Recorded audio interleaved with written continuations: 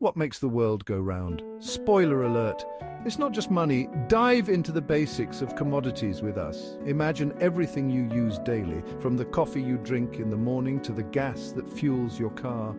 These aren't just products, they're commodities, essential goods that are traded on a massive scale worldwide. Commodities are often split into two types, hard and soft. Hard commodities are natural resources like oil and gold that must be mined or extracted. Soft commodities, on the other hand, are agricultural products or livestock like corn and cattle.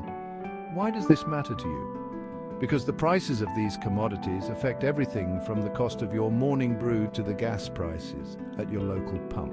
By understanding commodities, you get a sneak peek at the economic forces at play behind everyday prices. So the next time you sip on that coffee or fill up your tank, remember, you're part of a global trade web spun by the threads of commodities.